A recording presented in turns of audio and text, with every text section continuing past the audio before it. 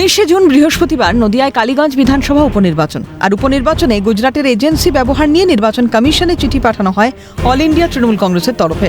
অভিযোগ উঠছে 2রা জুন ওয়েবকাস্টিংয়ের জন্য একটা টেন্ডার করা হয় নির্বাচন কমিশনের তরফে। প্রি বিড হয় 4ঠা জুন। টেন্ডারে নাকি অদ্ভুত নিয়মকানুন ছিল, যা আগে কখনো হয়নি।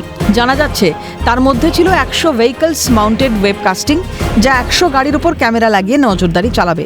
প্রি বিডের অনেকেই এর বিরোধিতা করে। শুধু তাই নয়, বৃহস্পতি, আইনেট এবং ভি মুক্তি 3 সংস্থার মধ্যে নির্বাচন কমিশনের আস্থা অর্জনে সফল হয় গুজরাটের এজেন্সি ভি মুক্তি। স্বাভাবিকভাবেই গুজরাটের এজেন্সিকে বেছে নেওয়ার পেছনে অন্য কোনো অঙ্ক নেই তো? আগে থেকে কি সব ঠিক ছিল? সন্দেহের জাল বুনছে শাসক দল।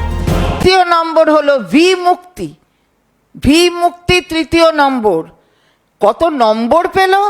100 ওরে বাবা, আমরা তো ভাবতেই পারি না যে 100 পাওয়া যায়, মানে কোথাও কোনো ফ্ল নেই। 100 তার কারণ মনে হয় ওই কোম্পানিটা গুজরাটের কোম্পানি দেখা গেল, গুজরাটের কোম্পানি, এবং তার যা ডিরেক্টররা তারা সবাই গুজরাটের বাসিন্দা।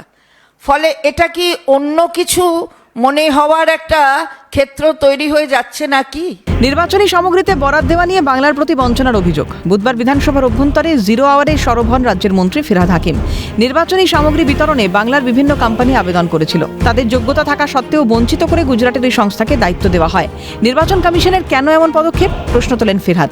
তারপরেই নির্বাচন কমিশনে চিঠি পাঠানো হয় তৃণমূল কংগ্রেসের তরফে। একই অভিযোগের সুর শোনা গেল আইএসএফ বিধায়ক নওশাদ সিদ্দিকীর গলায়। তিনি বলছেন, এ এক ভয়ঙ্কর অভিযোগ, বঞ্চিত হচ্ছে বাংলা। অভিযোগটা করলেন ভয়ঙ্কর অভিযোগ যে গুজরাটের একটা কোম্পানিকে দায়িত্ব দেওয়া হয়েছে। শুধু দায়িত্ব নয়, বাংলার যে সমস্ত কোম্পানিগুলো ছিল তাদেরকে সার্ভেস করে, তাদেরকে এক প্রকার অবজ্ঞা করেই, নিয়মের তোয়াক্কা না করে বাংলার মানুষকে বাংলা ডিপ্রাইভ হচ্ছে, এটাকে নিশ্চিতভাবে ওটা গুরুত্ব সহকারে দেখবেন, এটা জবাবদিহি করবেন। প্রয়োজনে হয়তো ফিরহাদ হাকিম সাহেবের আমি আশা করব ইলেকশন কমিশন অফ ইন্ডিয়ার সাথেও যারা ছিপে আছেন তাদের সাথে কথা বলে এইটার সুরাহা করবেন। এটা নির্বাচন কমিশনের ব্যাপার, তারাই উত্তর দেবে। প্রতিক্রিয়া বিজেপি বিধায়ক শঙ্কর ঘোষের। নির্বাচন কমিশনের ব্যাপার, ওনারাই উত্তর দেবেন। এতদিন মনে হয় নির্বাচন কমিশনারকে নিজের মতন চালাতেন বা দপ্তরকে চালাতেন, এখন পারছেন না বলে এই ধরনের অভিযোগ করছেন কিনা আমি জানি না। টেন্ডার প্রক্রিয়াটা পুরোটা ঘেটে দেখতে। তবে তৃণমূল কংগ্রেসের তরফে আশা করা হচ্ছে নিরপেক্ষভাবে যথাযথ কাজ করবে নির্বাচন কমিশন। ক্যামেরায় জাকির সিং এর সঙ্গে রাজা সাহার রিপোর্ট, ক্যালকাটা নিউজ।